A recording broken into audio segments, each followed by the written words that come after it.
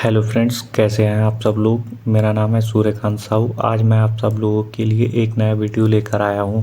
इसमें हम पढ़ेंगे blood collection and preservation of blood. और ब्लड कलेक्ट करने से पहले हमें क्या क्या तैयारी करनी चाहिए और क्या क्या रिक्वायरमेंट होगी हमारे लिए। फिर दोस्तों, हम अपनी वीडियो को स्टार्ट करते हैं। Preparation of specimen collection material. इसे अब हम हिंदी में देख लेते हैं। स्पेसिमेन कलेक्शन के लिए मटेरियल होना चाहिए, क्या क्या होना चाहिए अब हम इसे देख लेते हैं। Disposable syringe and needle, cotton, tourniquet, 70% alcohol, clean and dry बोतल, टेस्ट ट्यूब विथ एंटीकोगुलेंट। अब हमारा नेक्स्ट पॉइंट आ जाता है ब्लड कलेक्शन। ब्लड कलेक्शन के दो टाइप होते हैं, एक हमारा फिंगर प्रिक द्वारा होता है, दूसरा होता है वेन पंचर। अब हम इसे डिटेल में देख लेते हैं। रूटीन में होने वाले हेमेटोलॉजिकल टेस्ट जिनमें कम मात्रा में ब्लड की आवश्यकता होती है, उसके लिए ब्लड को फिंगर तथा ईयर लूप प्रिक करके ब्लड कलेक्ट किया जाता है। और दूसरा हमारा आ जाता है जिसमें हमें ब्लड की ज़्यादा आवश्यकता होती है किसी टेस्ट के लिए।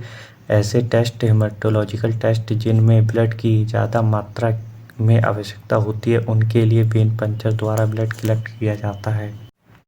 फिर हमारा नेक्स्ट पॉइंट आता है collection of capillary blood by skin puncture, जिसे हम फिंगर प्रिक के भी नाम से जानते हैं। अब हम इसमें देख लेते हैं इसका प्रोसीजर क्या है। सबसे पहले हमारा पॉइंट आ जाता है 70% अल्कोहल या स्पिरिट से ब्लड कलेक्शन वाले एरिया को क्लीन करते हैं। फिर क्लीन की हुई जगह पर निडल की हेल्प से प्रिक करते हैं। प्रिक इतना डीप होना चाहिए कि ब्लड आसानी से बाहर आ जाए। फिर कॉटन की हेल्प से ब्लड की फर्स्ट ड्रॉप को क्लीन कर देना चाहिए। फिर सेकंड ड्रॉप को टेस्ट के लिए यूज़ करना चाहिए। फिर हमारा नेक्स्ट पॉइंट आ जाता है जिसमें हम देखेंगे फिंगर प्रिक वाले ब्लड या कैपिलरी ब्लड से हम कौन कौन से टेस्ट लगा सकते हैं। Number of test by capillary blood. सबसे पहला हमारा टेस्ट है haemoglobin, RBC count, WBC count, platelet count, TLC count, differential leukocyte count, bleeding time, clotting time, blood grouping, Rh typing. ये कुछ टेस्ट है जिन्हें हम कैपिलरी ब्लड के द्वारा करते हैं या फिंगरप्रिंट के ब्लड के द्वारा करते हैं। नेक्स्ट हमारा नोट आ जाता है कैपिलरी ब्लड का यूज़ वेन ब्लड प्राप्त न होने की कंडीशन में करना चाहिए। इसका मतलब यह होता है अगर हम किसी इंसान का ब्लड कलेक्ट करने जाते हैं और उसकी हमें वेन फील नहीं होती है, तो हमें मजबूरी में फिंगर प्रिक वाले ब्लड का इस्तेमाल करना होता है टेस्ट के लिए।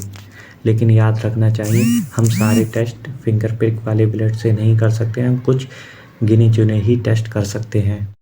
फिर हमारा ब्लड कलेक्शन का दूसरा मेथड आ जाता है जिसे हम वेन पंचर बोलते हैं। Collection of blood bye when puncture. इसके लिए हमें मेनली दो वेन से हम ब्लड कलेक्ट करते हैं अपने हाथ की, जो कि हमारे हाथ में कोहनी के पास में दो वेन होती हैं जिसे हम बोलते हैं median cubital when and cubital fossa. ये वेन ज़्यादातर ब्लड कलेक्शन के टाइम पर यूज़ की जाती हैं। अब हम अपना प्रोसीजर देख लेते हैं। पेटेंट के आर पर टर्निक्यूट को बांधते हैं तथा वेन को फील करते हैं। 70% अल्कोहल से क्लीन करते हैं जिस जगह से हमें सैंपल कलेक्ट करना है या वेन को पंचर करना है। फिर उसके बाद पेटेंट के आर्म को अच्छे से पकड़ना चाहिए। फिर वेन में 30 to 40 एंगल बनाते हुए नेडल को वेन में प्रिक करते हैं।